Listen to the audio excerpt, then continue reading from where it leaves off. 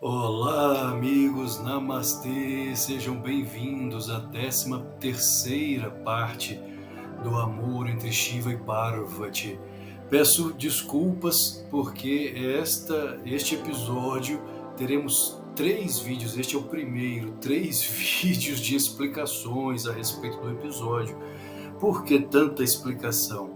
Porque este é um episódio, não é, do Shiva Mahapurana. Aqui eu estou apenas fazendo o papel de trazer o que está contido no Shiva Mahapurana. Purana quer dizer antigo, Maha grande, é o grande Purana.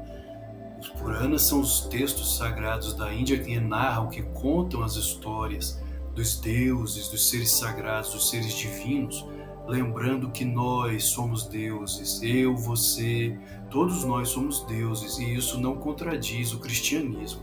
Jesus afirmou, inclusive quando quase foi apedrejado, vós sois deuses. Mas são 3 vídeos de explicação sobre este episódio, sobre esse 13º episódio. Peço desculpas, mas é necessário falar, é necessário explicar por quê? Porque a mitologia indiana, a mitologia hindu, ela é complexa. Ela não divorcia psicologia, filosofia, cosmologia, não é? Tudo isso está unido na visão mitológica. Então, se você não compreender a questão psicológica, a questão cosmológica, a questão kármica, então você não compreenderá de fato nem os textos da Índia, nem os textos do Ocidente. A própria Bíblia cristã não será compreendida de forma alguma sem a hermenêutica, sem a interpretação esotérica, profunda, mística, psicológica, kármica. Este 13º episódio, ele traz a guerra, né? Traz acontecimentos violentos, e isso nos lembra o Antigo Testamento cristão, né? Inclusive muitos afirmam que se você torcer o Antigo Testamento, sai sangue. O mesmo ocorre nos Puranas da Índia, neste Purana de Shiva e Parvati. E tudo isso tem que ser compreendido do ponto de vista psicológico e do ponto de vista kármico. Cosmológico também, aquilo que Carl Gustav Jung, pai da psicologia analítica, chamou de inconsciente coletivo. O inconsciente coletivo está aqui, nós estamos mergulhados dentro dele. Então, o que ocorre no mundo a nível cósmico, né, macrocósmico, ocorre também a nível microcósmico. Nós somos microcosmos, réplicas do cosmos maior. Somos criados à imagem e semelhança de Deus, como todas as tradições afirmam. Somos Atma. Atma é uma criação de Brahman, a alma e o espírito. O que ocorre a nível cósmico, ocorre a macrocósmico, ocorre a nível micro também.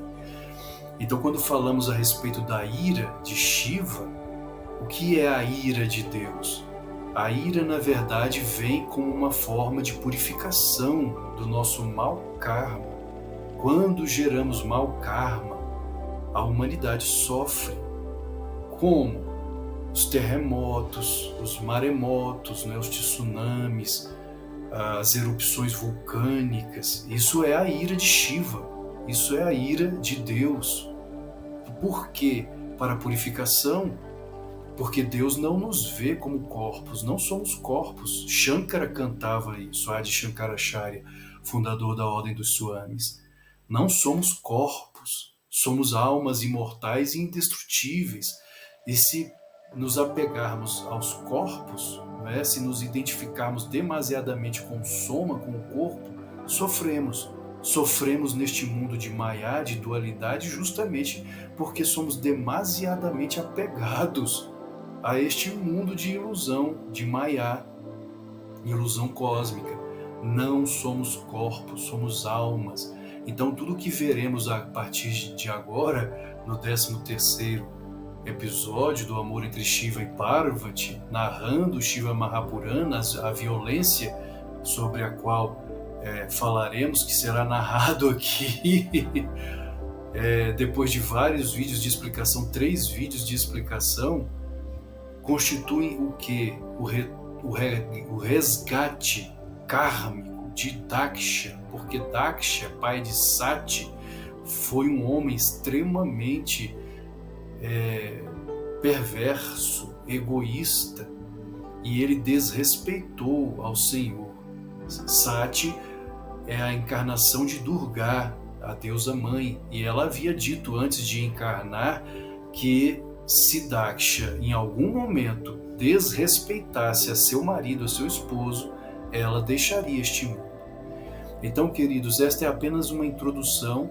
Virão mais 2 vídeos de explicação que são necessários, me perdoem por tantas explicações, mas passar o conhecimento contido no Shiva Mahapurana ou em qualquer outro Purana, sem uma explicação, sem uma tentativa de explicar, seria leviano, né, de minha parte, apenas passar a informação, apenas passar o conteúdo contido no Shiva Mahapurana, sem tentar explicar o que está acontecendo ali. É a mesma coisa que ocorre quando um pastor, um padre fala a respeito da Bíblia e não tenta explicar o que está contido ali.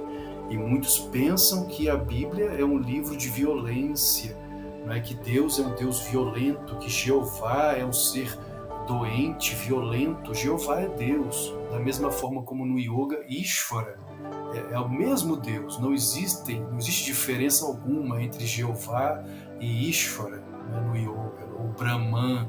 Não há diferença, é o mesmo Deus falando em diferentes épocas, diferentes tradições, por meio de diferentes avatares e divinas encarnações. Deus é um só, que se manifesta de diferentes formas, em diferentes tradições, em diferentes épocas. Deus é o único, é o uno. Então vamos a um pouco mais de explicações, perdoe mais uma vez, mas são necessárias. Vamos à 13ª parte do amor entre Shiva e Parvati. Shiva, Brahma, Vishnu, os grandes deuses, as deusas, Durga, Kali, a própria Parvati, não é que agora, nestes episódios, ainda está encarnada como Sati, são considerados não apenas divindades na tradição do hinduísmo, mas heróis. Rama é o herói de Ayodhya, do Ramayana. O Senhor Krishna foi um herói, apesar de serem encarnações divinas, avatares, encarnações de Deus na Terra. Mas são heróis, assim como nós aqui no Ocidente temos os nossos heróis fictícios, os heróis da Marvel, por exemplo, Homem de Ferro, Incrível Hulk e assim por diante.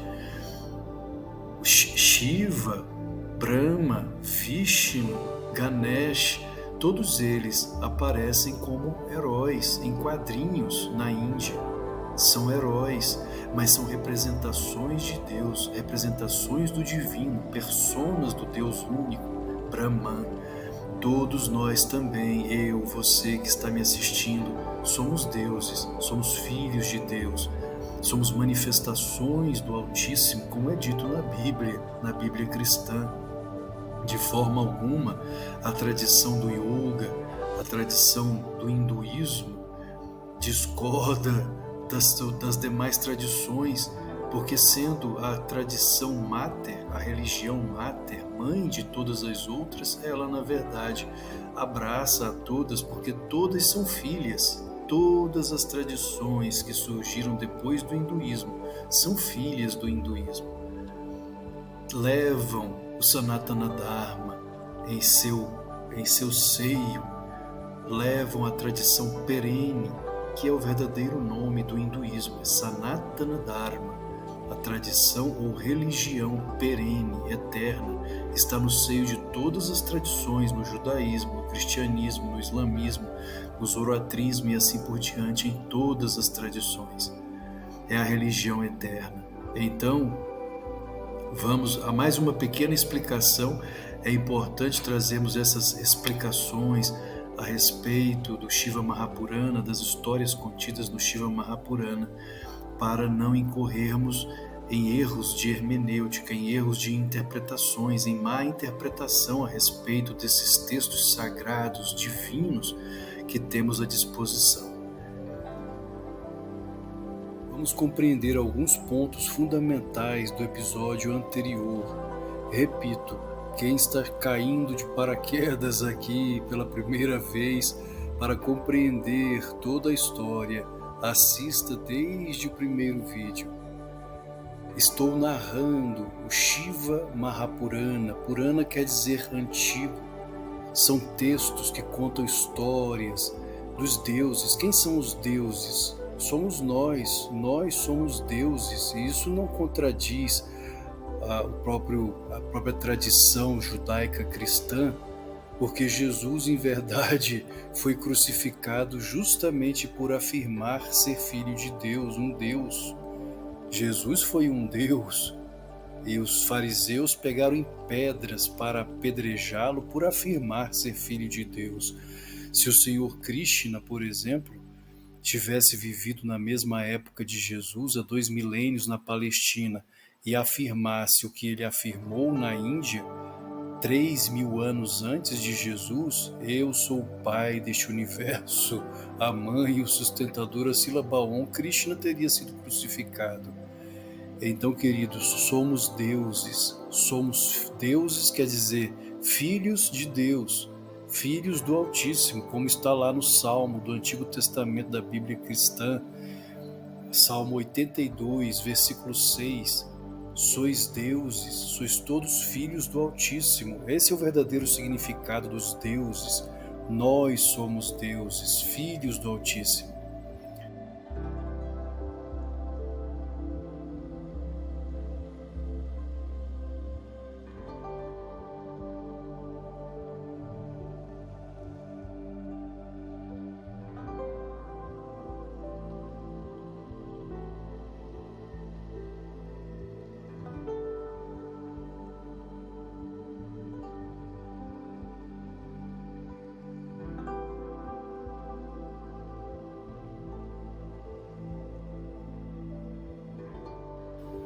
Somos seres poderosos, e tudo isso é retratado nos Puranas, nos textos sagrados da Índia, como filhos de Brahman. Não importa o nome de Deus, eu sou o que sou, Pai Celestial, o nome de Deus não importa. Ishvara é o Senhor do cosmos, não importa a tradição. E então, o que devo falar aqui, antes de começarmos a 13ª parte, é sobre o último episódio no qual Sati, futura Parvati, ainda como Sati, ela deixou este mundo. Não é considerado suicídio. Por que não é um suicídio? Porque ela é a senhora do mundo, ela é a deusa mãe, ela é a deusa dos universos. Para ela, o corpo físico era apenas uma vestimenta. E ela havia dito a Daksha que encarnaria como filha dele, mas havia um trato que, se ele por algum motivo, alguma vez, desrespeitasse a Shiva, o Senhor Shiva, ela então voltar-se-ia para si mesma, ou seja, ela deixaria este mundo, e foi o que ela fez. Ela então fechou os olhos, entrou em êxtase, em samadhi. Ela elevou o Udana, que é um dos pranas dentro do plexo solar, elevou o Udana, essa energia ígnea, semelhante a fogo, até o chakra cardíaco, ao chakra da garganta. O chakra cardíaco é o Anahata, o chakra da garganta, Vishuddha, o Ajna chakra no centro da testa, e então os átomos de seu corpo se tornaram ígneos, se tornaram semelhantes a fogo. Ela consumiu em seu próprio poder, em seu próprio poder ígneo, o corpo em luz. Ela se transformou em luz. Na imagem nós vemos uma chama em torno dela. Antes disto, furiosa, ela demonstrou um de seus aspectos, um dos aspectos da Mãe Divina, que é Kali, né, a terrível. De Kali também significa a negra, terrível, furiosa, com os cabelos esvoaçantes, com a língua de fora, demonstrando o poder sobre o tempo e o espaço. Quem se lembra daquela imagem de Albert Einstein, em que ele coloca a língua para fora? A imagem de Kali, da deusa Kali, ela morde a própria língua. Ela sorri, ela está sorrindo com a língua para fora e mordendo a própria língua. Isso significa que ela é Deus, porque somente Deus tem o poder, o domínio sobre o tempo e o espaço. Como assim? Para que a língua percorra um espaço, né? Você coloca a língua para fora, a língua está percorrendo um espaço durante um determinado tempo, ainda que sejam alguns segundos. E quando ela morde a própria língua, ela demonstra que ela é Deus, porque somente Deus tem o controle, o domínio sobre o tempo e o espaço. Então Kali, a terrível, de pele negra, de cabelos esvoaçantes, ela é Deus. E é o aspecto furioso de Deus diante das coisas erradas. Deus, ele pode sim aparecer de forma furiosa diante da mentira, diante do erro, diante do assassinato, diante do adharma. Adharma é tudo que é contrário à lei. O dharma é a lei. São os preceitos éticos, morais, espirituais, religiosos. Isso é o dharma, a lei. O adharma é o quê? É o crime, é o assassinato, é o furto, o roubo, a mentira. Tudo isso é adármico. E seu pai, Daksha, cometeu um crime que, na opinião dela, era terrível. O crime de desconsideração para com o Senhor do Universo, que era o esposo dela, a contraparte dela, o Senhor Shiva. Daksha, naquele momento, desonrou a própria natureza de Sati como a Mãe Divina.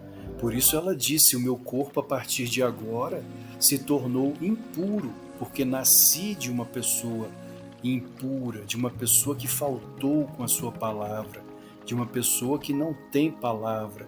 Mesmo sendo o pai deste corpo, o Senhor é indigno, e eu não quero continuar neste corpo, nesta vestimenta carnal impura. Como deusa, como mãe do cosmos, ela não cometeu suicídio, ela apenas destruiu sua própria forma por seu poder interno, por seu poder ígneo, pelo túmulo que é o calor interno vital, fazendo com que o prana, o chamado de Udana, subisse dos chakras inferiores até os superiores e consumindo a sua própria forma física. O suicídio é um crime terrível contra si mesmo. Aqueles que cometem suicídio cometem um erro gravíssimo. Então, o que Sati fez não foi suicídio. Lembremos que ela é Deus Mãe. Ela tem o poder de dar a si mesma a vida e de tirar de si mesma a própria vida. Vamos então, queridos, à 13ª parte do amor entre Shiva e Parvati.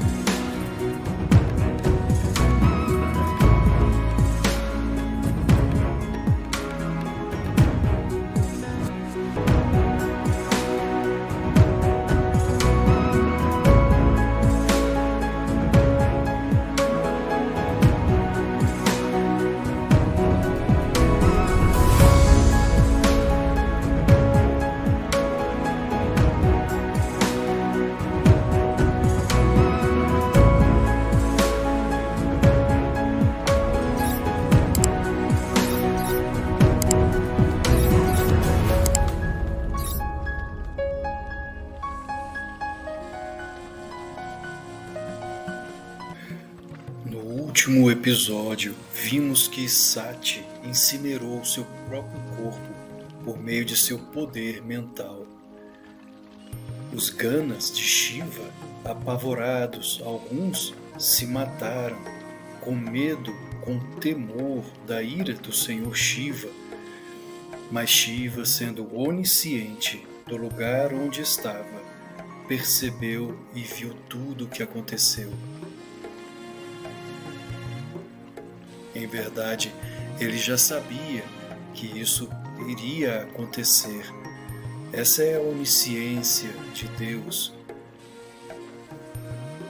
Ó destruidor do pecado e do pesar, prostrações à sua ira, e então sua flecha, seu arco e suas mãos.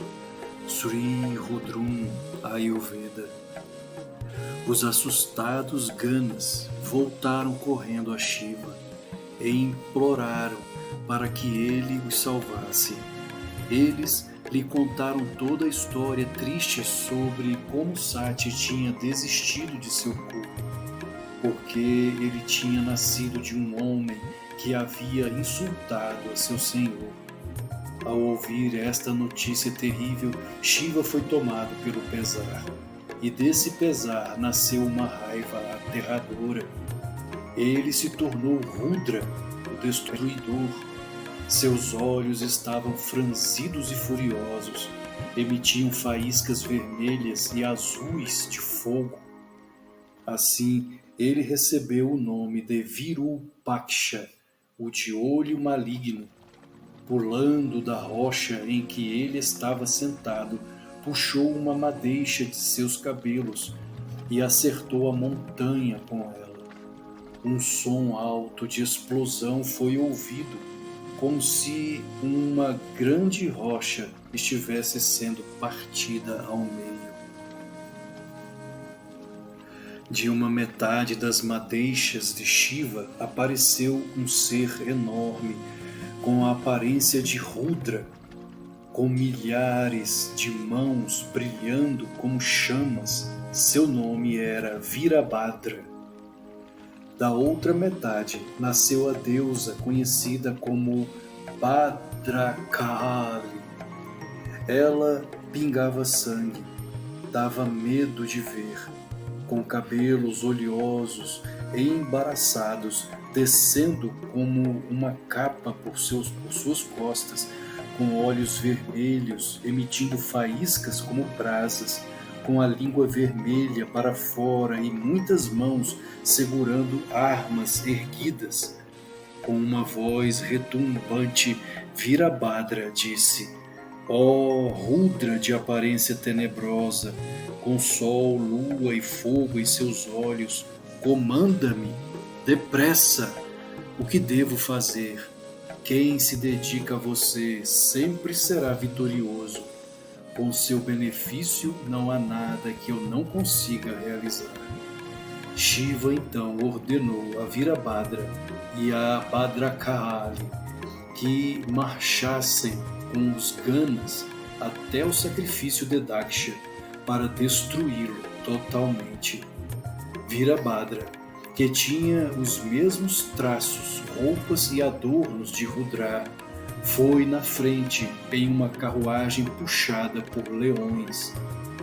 Bhadrakali foi com ele, acompanhado pelas 9 Durgas, ou Navadurgas, Kaali, Kartyayani, Isani, Chamunda, Mundanardini, Bhadra, Mahakali, Dwarita e Vaishnavi, e muitos duendes.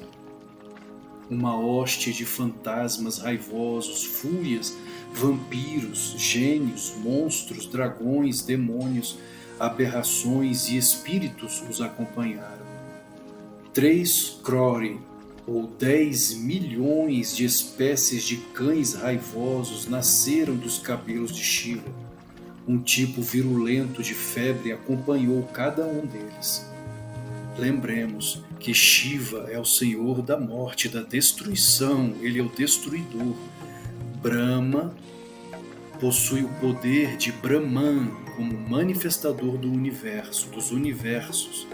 Vishnu, o poder de preservar universos. E Shiva é o destruidor. Por isso seus ganas, ou seja, seu exército, seus soldados, é formado por fantasmas, duendes, aqueles que representam a morte. Ele é o Senhor da morte. E é Deus, é um dos aspectos de Deus.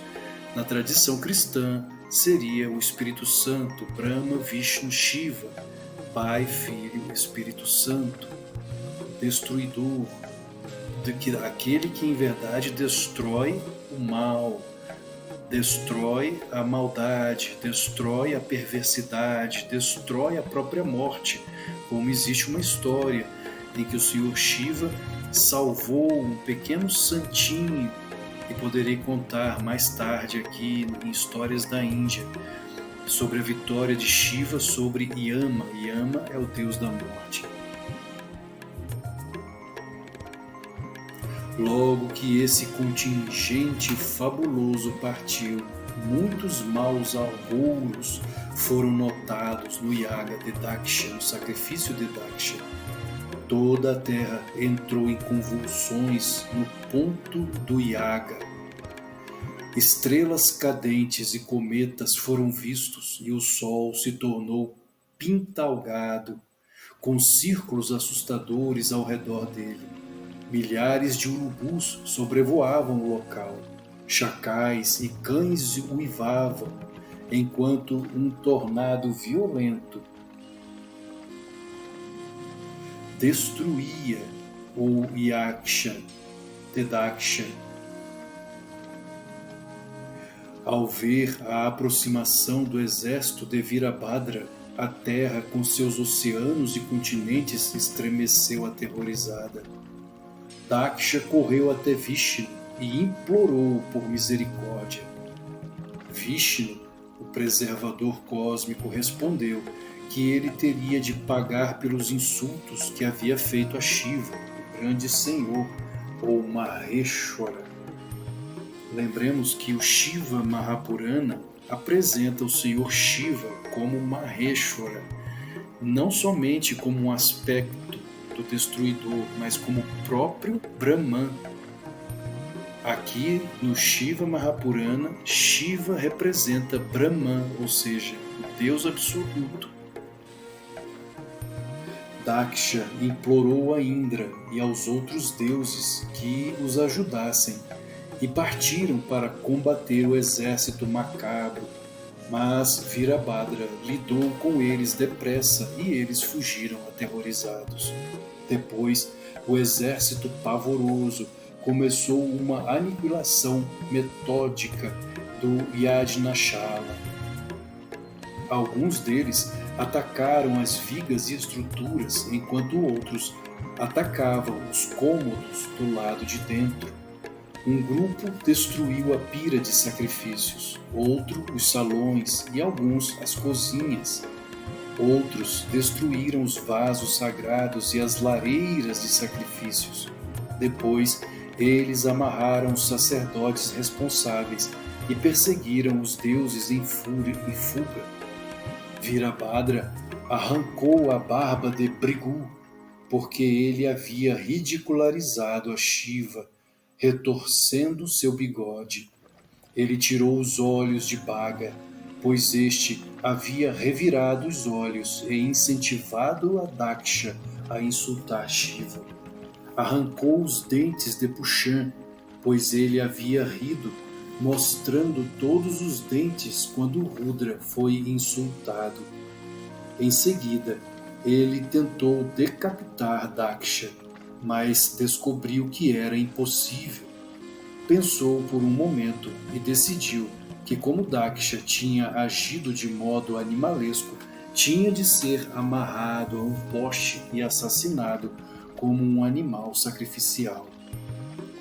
Bhadrakaali arrastou Daksha pelos cabelos ao altar e Virabhadra ergueu o machado e decapitou o patriarca. Seu corpo, sem vida, caiu ao chão com um baque. Então, depois de atearem fogo a todo o local, eles voltaram vitoriosos para seu mestre. Shiva agora passava a ser conhecido como Hara, o arrebatador. Ora, como compreender toda esta carnificina, a carnificina que existe em todas as guerras, o ódio? Como compreender tais coisas? Como pode tais sentimentos existirem em Deus? A dualidade deste reino de ilusão de Maya comporta tudo isso. Comporta o bem e o mal, a ilusão e a verdade. Comporta a mentira, comporta o frio e o calor, a saúde e a doença, a vida e a morte, a paz e a guerra. E tudo isso faz parte do cenário cósmico. Tudo isso faz parte do filme cósmico, da ilusão cósmica. Certa vez, Paramahansa Yogananda, pai do yoga no Ocidente, perguntou a Deus como era possível a carnificina da Primeira Guerra Mundial. Em êxtase, ele foi levado a ver todo o filme da Primeira Guerra, dos soldados sendo mortos, e ele disse que ver daquela forma, em êxtase, o filme real da carnificina era pior do que assistir qualquer filme no cinema. Mas para acalentar o coração de Yogananda, acalmar o seu coração, Deus disse a ele: veja, tudo não passa de um filme, não é real. É o mesmo que ocorreu na famosa batalha de Kurukshetra, Dharmakshetra, na qual Krishna participou com os Pandavas contra os perversos Kauravas. Houve muito derramamento de sangue. Mas como Deus mostrou a Yogananda, tudo não passa de um filme cósmico. Os corpos não constituem nosso eu real, como Krishna também afirmou no Bhagavad Gita. Somos a alma imortal e indestrutível. Corpos são apenas vestimentas passageiras, ilusórias, e não o eu real.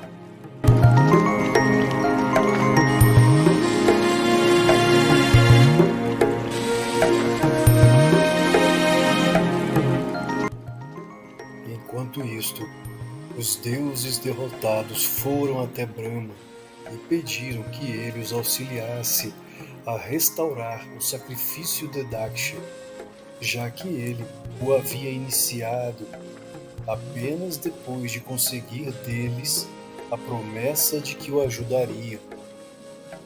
Brahma, como sempre, foi com eles à morada de Vishnu para implorar: ó Senhor de Lakshmi, ó Senhor dos deuses, nós viemos invocar sua ajuda para completar o Yajna de Daksha.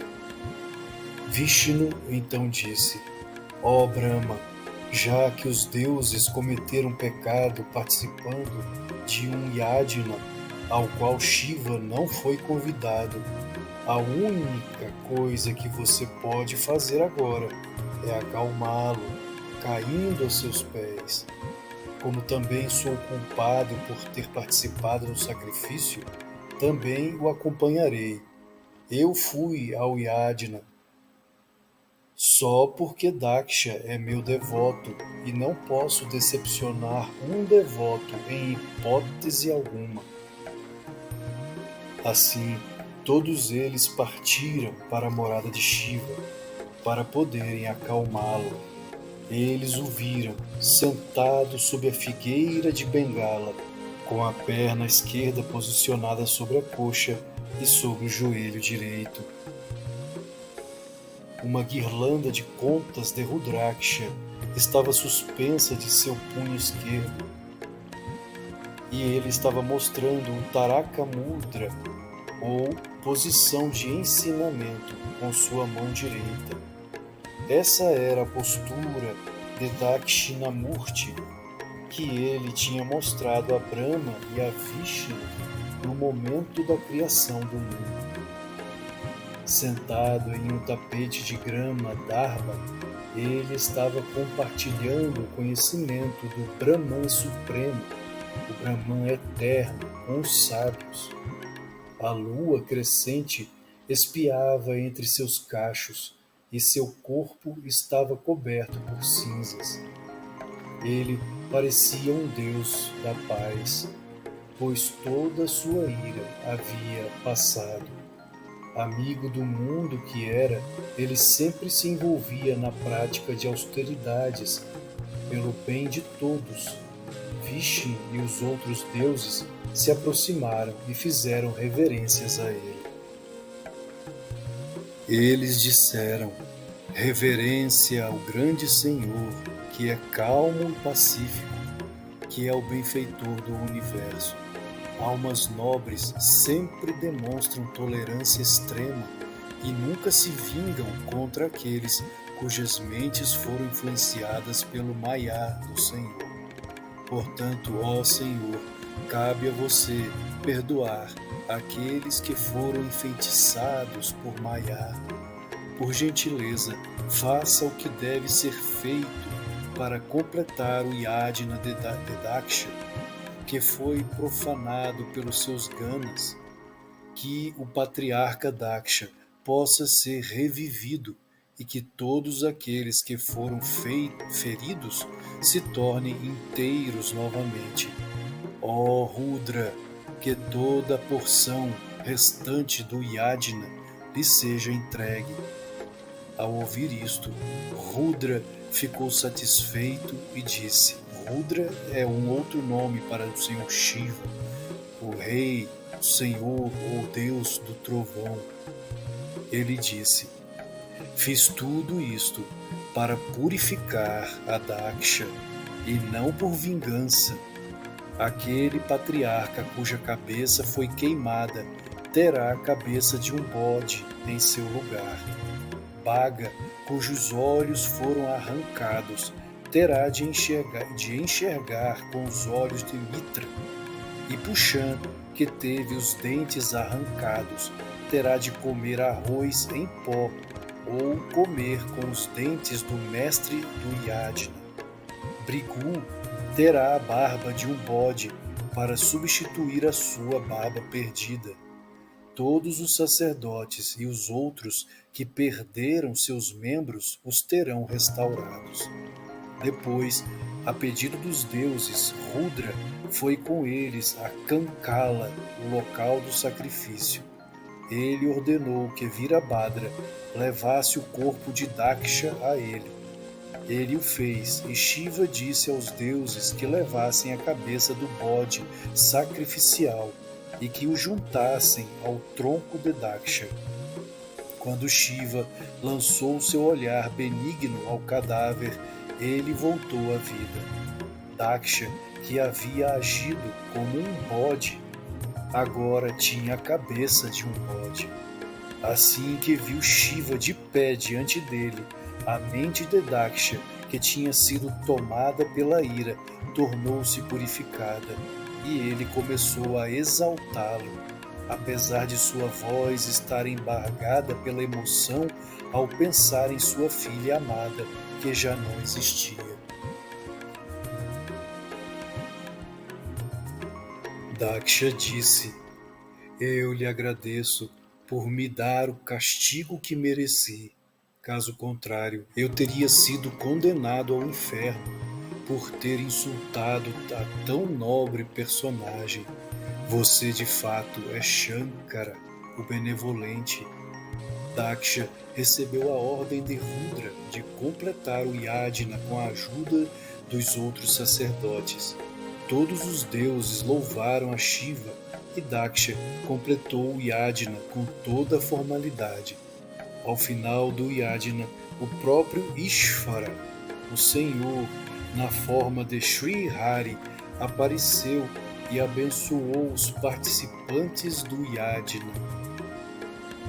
Sri Hari disse: ó sábios, conheçam-me como a causa suprema do mundo, a única testemunha de tudo, o ser alto fulgurante, sem atributos e imorredouro. Eu assumo nomes diferentes como Brahma, Vishnu e Shiva. para os propósitos de criação, manutenção e destruição. Isto é feito por meio de meu Yogamaya, que tem os 3 gunas de Sattva, Rajas e Tamas. O homem ignorante vê a Brahma, a Vishnu e a Rudra como diferentes, apesar de todos eles estarem em mim, o Brahman todo abrangente.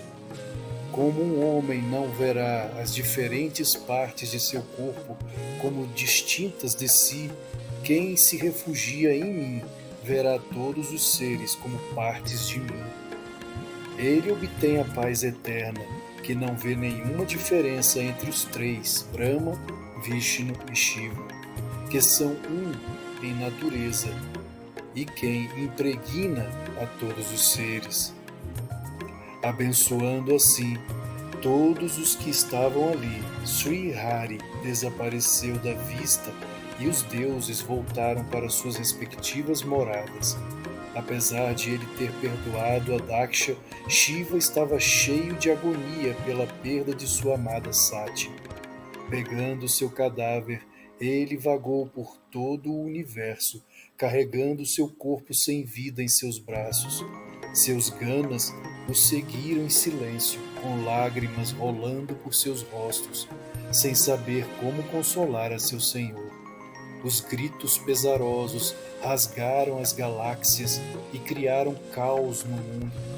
Brahma percebeu que aquilo tinha de parar, senão todo o universo seria afogado na tristeza de Shiva.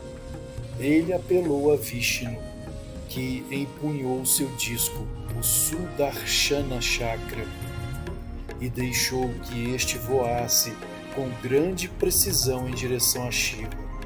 O disco cortou o cadáver de Sati em 108 pedaços. Os lugares onde os pedaços caíram são conhecidos como Shaktipitas e são pontos de grande poder psíquico, capazes de conceder dádivas a todos que cultuam nesses locais. Quando o corpo de Sati foi destruído, nada restou, além de lembranças, para fazer com que Shiva se recordasse de sua amada. Com sua intuição divina, ele soube que Sati nunca poderia ser destruída, pois ela era Shiva, uma parte de seu próprio ser, e que ela ressuscitaria em outro lugar, em outra época. Enquanto isto, ele não suportava mais viver no local onde havia desfrutado de todos os tipos de prazeres com Sati. Ele se isolou nas cavernas geladas das montanhas do Himalaia e se tornou recluso novamente. Om Namah Shivaya.